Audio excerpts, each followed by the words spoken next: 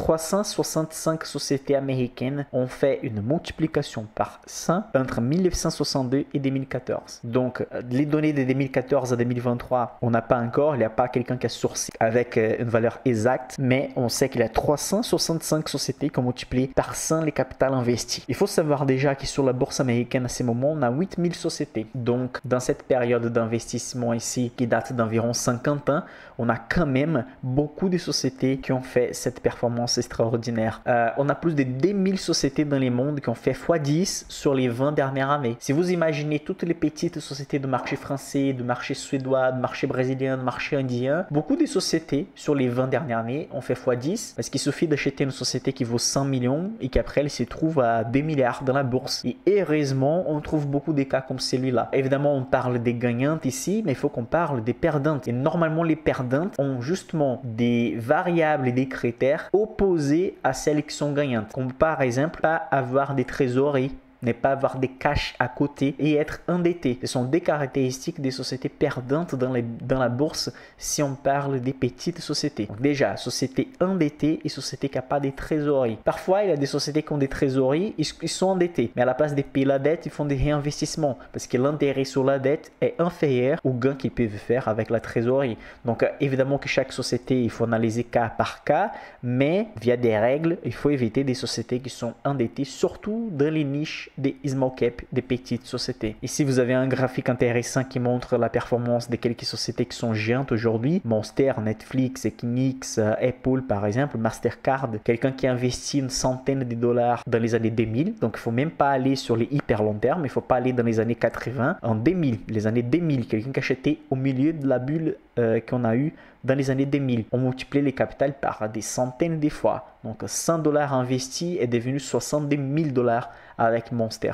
Donc ça donne une multiplication de 600. Avec Netflix, 100 dollars investis est devenu 23 000. Okay? Donc multiplication par 200. Donc voilà quelques multiplications intéressantes des sociétés qui étaient très connues. Apple, surtout Mastercard et Apple, ce ne sont pas des sociétés qui ont commencé dans les années 2000. Donc il ne fallait pas trouver les sociétés quand ils étaient dans un garage encore. Quand les sociétés avaient déjà une taille, qu'ils étaient déjà cotées en bourse, ça a été encore suffisant pour gagner énormément avec ce type de sociétés. Bon, ici nous avons Monster, c'est un exemple classique. Si vous avez jamais entendu parler d'exemples de Monster, il faut les connaître parce que c'est la société qui a fait la multiplication par 100 les plus rapidement possible. Donc sur une période de 8 ans, la société a fait une multiplication par 100. Donc quelqu'un qui avait investi 1000 dollars, il a terminé avec 100 000 dollars après 8 ans d'investissement.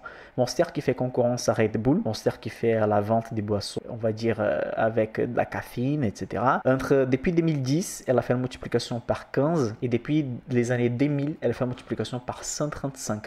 Donc entre les années 2000 et 2010, elle a fait une multiplication vraiment énorme. Ici, c'est quelque chose de très très intéressant. Parfois, les gens qui investissent sur des small cap, ils ne sont pas préparés ou ils n'ont pas les profils nécessaires et la mentalité nécessaire pour investir sur des small cap. Une chose que je répète tous les temps pour ma communauté, car on a des lives privés minimum 3 fois par mois avec les lives du début du mois, un live privé d'analyse à la fin du mois et normalement j'ai fait un live à la moitié de mois pour analyser les marchés et parler d'un sujet précis. Je parle toujours la même chose. La majorité des gens pensent qu'ils sont prêts pour les risques, mais quand les risques ils arrivent dans la pratique, la baisse de marché, ils ne sont pas préparés. Si vous êtes en train de paniquer parce qu'une action descend 10% ou 15%, surtout si vous investissez sur des small cap, donc ça, c'est pas un sujet fait pour vous. Je suis pas là pour mentir, pour dire des choses n'importe quoi. Moi, j'ai fait des investissements small cap et à dividende. Donc, si vous êtes plus conservateur, peut-être une stratégie ETF ou à dividende s'adapte mieux à vous. Mais si vous voulez gagner plus que les marchés, vous devez prendre plus des risques que les marchés. J'ai déjà fait un live aussi également pour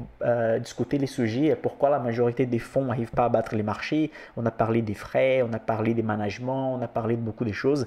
Et les particuliers ont même des avantages pour battre les marchés car vous n'avez pas besoin de montrer votre portefeuille pour les gens à la fin de l'année. Vous n'avez pas besoin de diminuer la rentabilité avec des frais de 2% et demi à 3% par an. Donc, vous devez investir sur des small cap avec un montant d'argent que vous n'avez pas besoin pendant 5, 8 ans ou 10 ans. C'est juste comme ça que vous allez dormir tranquille et vous allez pouvoir multiplier les capitales par plusieurs fois. Ici, c'est les comportements du cours de l'action des Monsters au fur et à mesure des années. Et vous allez trouver, par exemple, en 2008, il y a les mois de janvier, la société a perdu presque 13%, en mars, presque 15%, en mai, 11%, en juillet, 20%, tout ça dans l'année de 2008. Mais c'est lui qui a gardé la société de 2008 jusqu'à 2020, il a multiplié les capitales par plusieurs fois. Il y a même en ici vous allez trouver en 2012, moins 11%, en octobre, moins 17%. Donc, avoir une société gagnante dans les portefeuilles, ça ne veut pas dire qu'elle va faire que gagner. Parce qu'à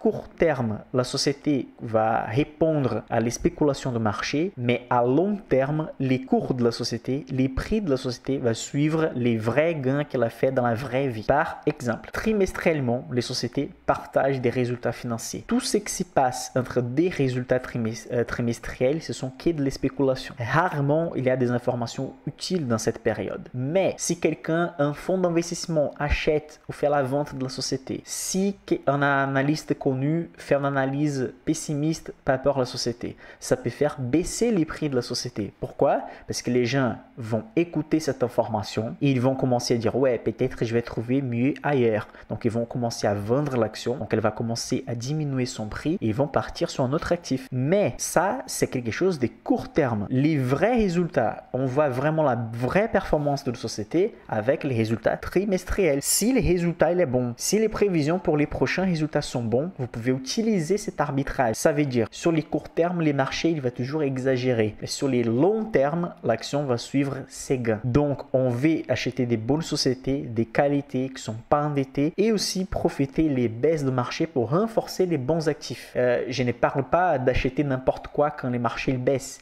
mais renforcer les bonnes actions, les bonnes sociétés pour accumuler les maximums possibles de parts.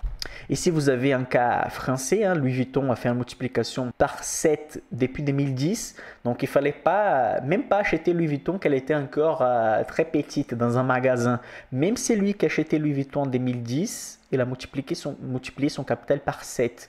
Mais à cette époque, Louis Vuitton était une société moyenne. Si vous voulez, l'indice français CAC Mid Small, c'est un indice de moyenne et petite société. Les moyennes ont des caractéristiques intéressantes qui sont semblables aux sociétés de taille petite. Donc, il faut faire attention aussi. Amazon, multiplication par 19 depuis 2010, multiplication par 110 depuis 2003.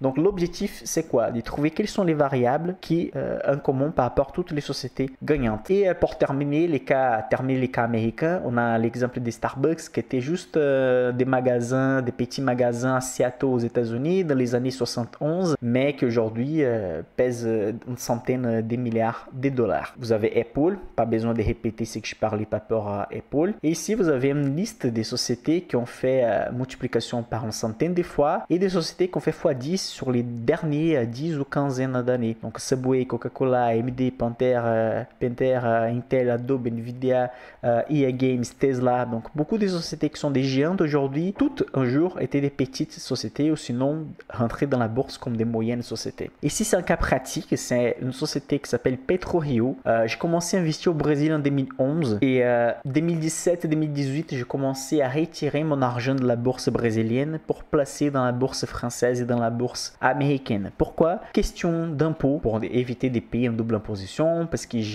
j'avais mon salaire et tout ce que j'avais acquis était en France. Donc, pour ne pas laisser l'argent dans une devise qui se dévalorise, que c'est les réels brésiliens. Bref, je commençais à retirer mon argent entre 2017 et 2018. Et c'est justement en 2018 que j'ai trouvé la meilleure année d'investissement de ma vie. Je vais parler de ça tout à l'heure. Mais qu'est-ce que je montre avec PetroRio? PetroRio, c'était une société qui travaille avec du pétrole, mais elle ne fait pas seulement l'extraction des pétroles. En fait, elle va racheter des anciennes usines pétrolières ou sinon sinon des puits. Ils vont en fait retirer ce qui reste. C'est un boulot que les sociétés n'aiment pas les faire. Ça demande un peu plus des coûts, ça demande une expertise. Mais elle a commencé à faire ça et à gagner beaucoup d'argent. C'est une société que j'ai multiplié mon capital par presque 9 fois. Et quand même, j'ai raté la principale hausse. Parce que si vous allez regarder les graphiques, moi, je suis sorti ici en 2019 plutôt. J'avais déjà multiplié les capitaux par plusieurs fois et je ne voulais pas garder des actifs au Brésil.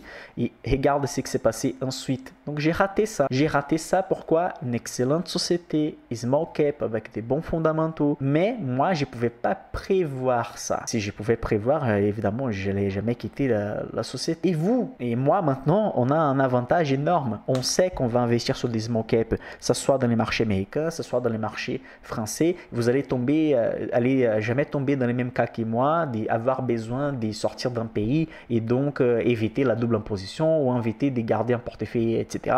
Vous n'avez pas ces problèmes. Et moi, j'ai pas ces problèmes non plus maintenant parce que mon argent est investi en euros et en dollars. Mais voilà, c'est un cas où j'ai multiplié les capitaux par plusieurs fois et je pouvais multiplier encore fois 10 ou fois 20 avec cette société. Donc, c'est un type de réussite qu'on dit. Je suis content d'avoir réussi, mais je suis triste de ne pas avoir fait plus. Donc, voilà, la seule chose que vous pouvez faire pour multiplier les capitaux, c'est de garder une société de qualité dans les portefeuilles. C'est dans la même année que j'ai trouvé Katana.